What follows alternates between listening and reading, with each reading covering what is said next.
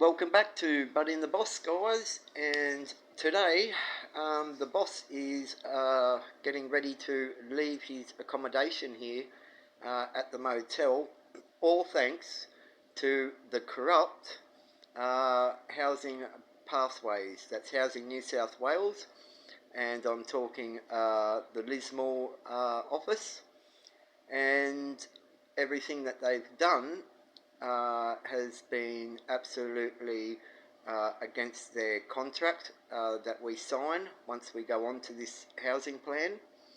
And they've ignored medical certificates, and they have tried to steal rent money from Link to Home.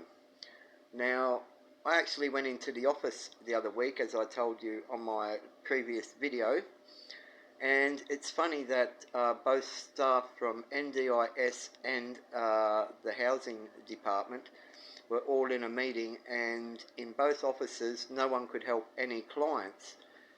I, however, because they weren't going to give me any more nights, did tell them about how they would be putting me into hardship.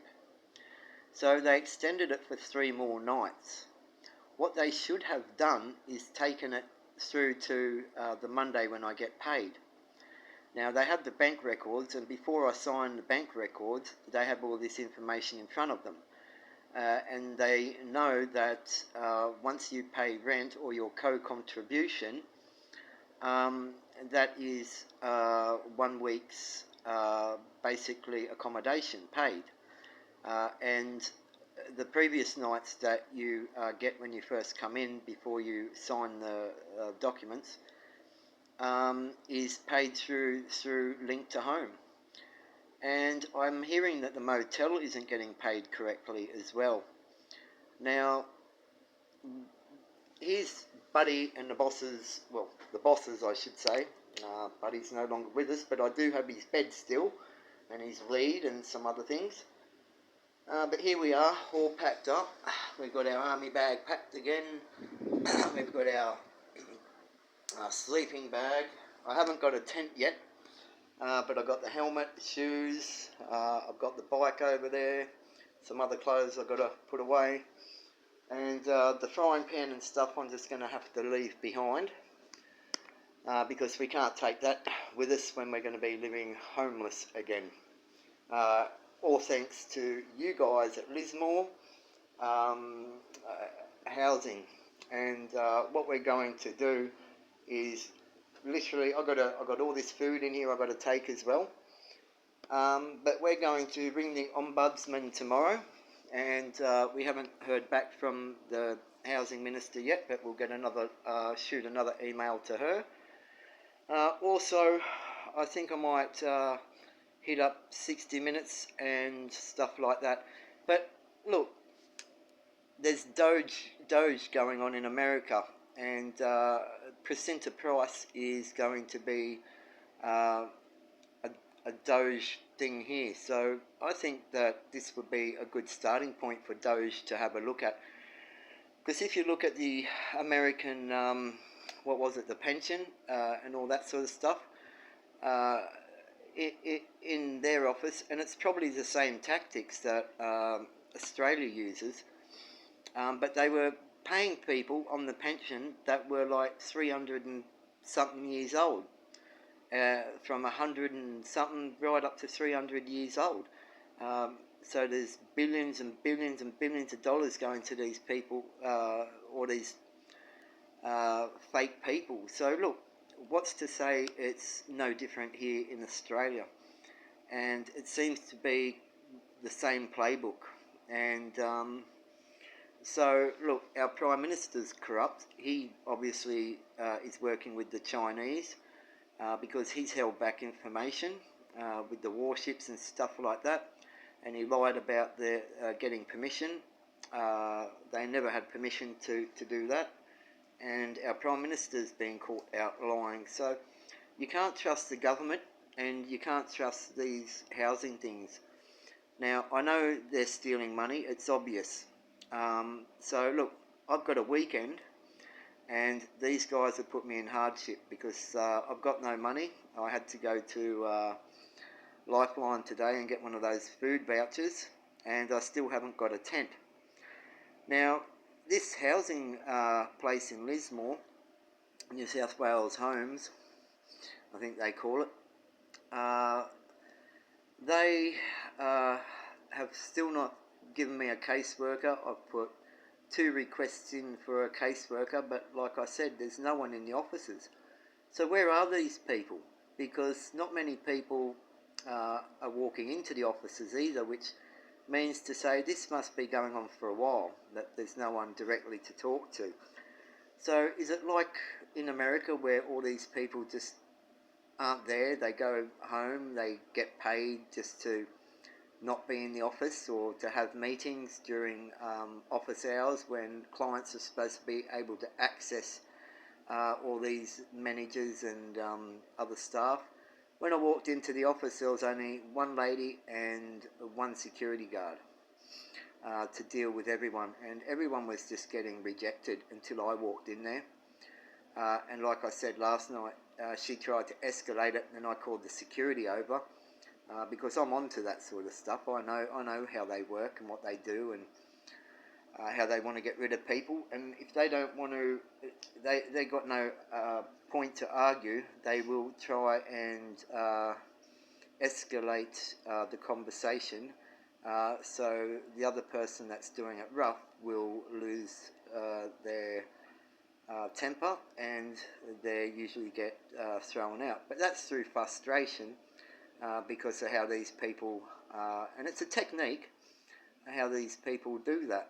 But I'm onto it, so I threw it back in her face that day and said, how am I being rude?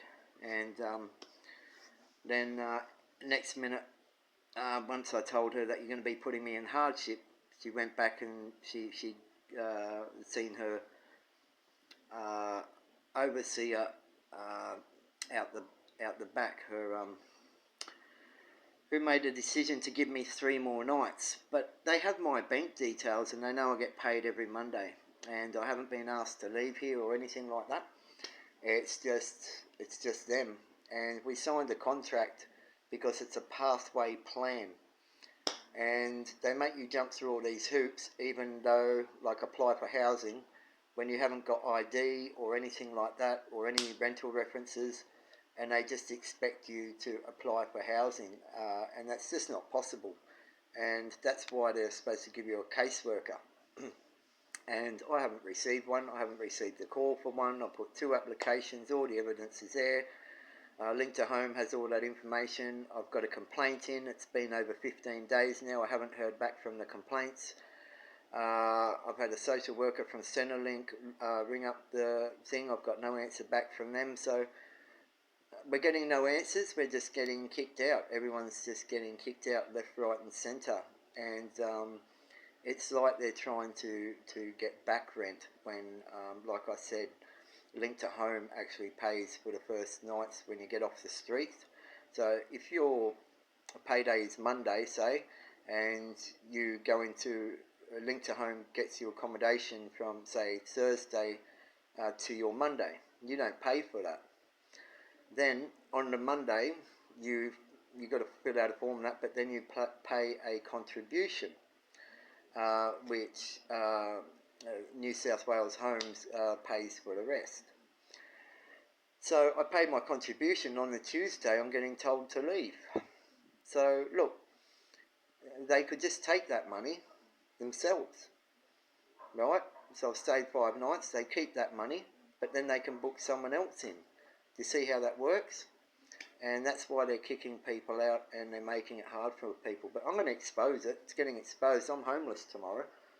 And as you can see by my videos, I've done everything possible, everything right. And like I said, with the medical certificates, the lady said it had to be reviewed. Reviewed by who? Is the guy a medical doctor? Does he know anything about mental health? How can he, whoever it is you're talking about, the person that's supposed to, what is it? Not verify, but validate or whatever he's supposed to do. He says a yes or no on the medical certificates. Mine's signed by a doctor, and that's what they asked for. They never said it had to be approved. Who is doing the approvals? Does the guy or the girl doing the approvals, do they have any medical background? How do they, what's the verification for? The verification is in the doctor's notes. So I'll be on the streets tomorrow as of Saturday and Sunday, and so I'll bring up Salvation Army. I've got an appointment Wednesday with them, and we'll go from there. But until then, I'm just going to keep paying off this car, seeing as I'm not paying rent or co-contributions anymore. I'll be putting all my money into this car that I'm paying off.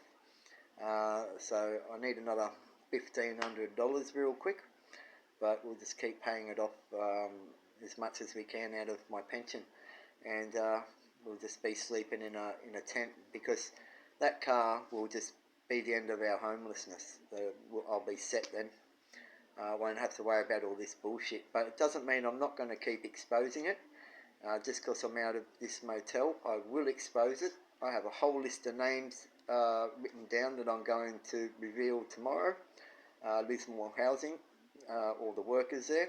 I think I have the whole lot now. So we can put all your names out on the internet, because you have failed in your duties. And I dare say what you've just done is taken away my human rights, my dignity, and you're putting me back out on the streets tomorrow, because you failed to pay through till Monday. I've paid my co-contribution. I got the receipt. I paid up until Monday, but you're evicting me 2 days before, 2 days prior. So I'm going to ring Link to Home probably tonight and let them know exactly what's going on, because tomorrow Link to Home could put someone else in here tomorrow. Link to Home will pay for 5 nights for them, or whatever the case may be in their situation, and because I'm not here, but I'm still paid up for two nights in front. I'm paid up till Monday, but they're kicking me out, so they'll just skim that off, you know what I mean? So they can book here when it's already been paid for 2 nights, so they get 2 nights worth of my money.